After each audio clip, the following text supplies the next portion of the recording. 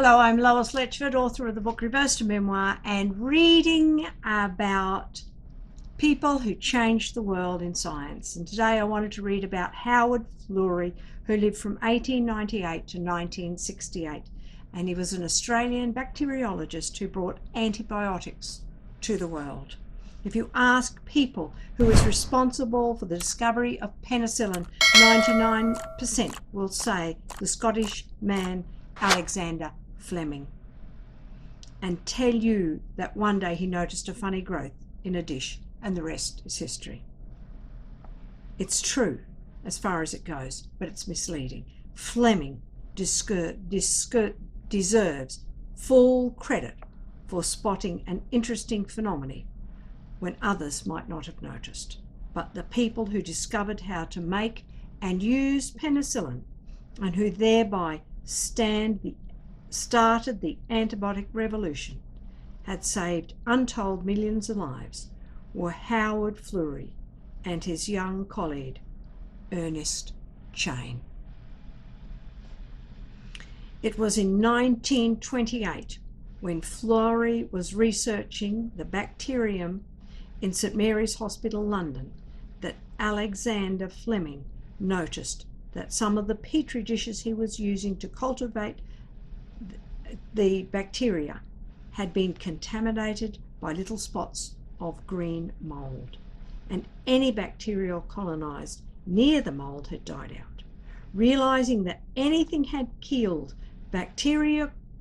disease-causing bacteria might be useful, he experimented with the mold, identifying it as penicillin. It's similar to the one of the molds that grows in old bread, naming it penicillin, and finding that it killed some strains of bacteria, but not others. He also discovered that despite its bacterial properties, it was harmless to experimental animals.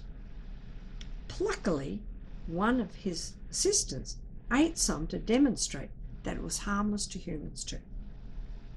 And that was more or less where Fleming left it. This wasn't the first antibacterial agent he discovered. In 1922, he found that tears, snot, saliva, and other bodily fluids contained an enzyme that acts as a catalyst in breaking down bacterial walls, so helping the body defend itself against infection.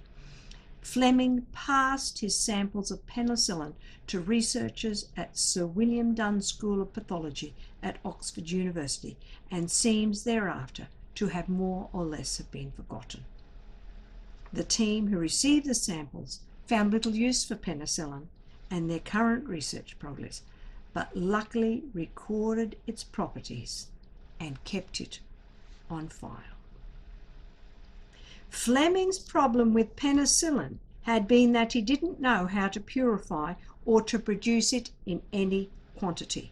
Working with Ernest Chain, a German-born biochemist, Florey was able to extract penicillin in the form of yellow powder.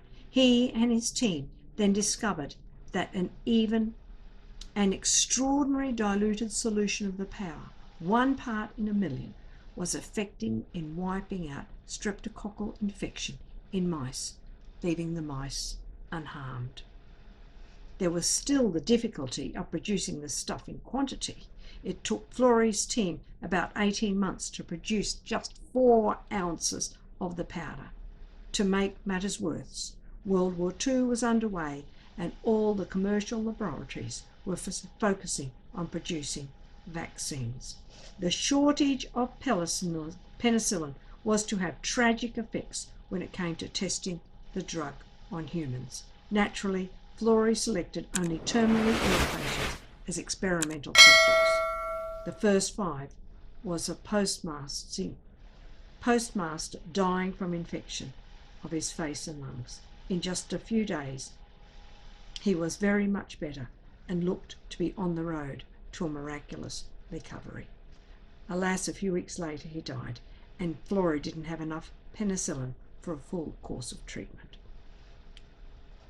And so, That's the Florey who started the discovery of penicillin. Check it out, and I'm reading from the book Eureka. Find out about scientists who changed the world. Thank you. Hit like, hit subscribe, and check out my book, Reversed, a Memoir, the story of a child who failed first grade and his journey towards a PhD. Thank you.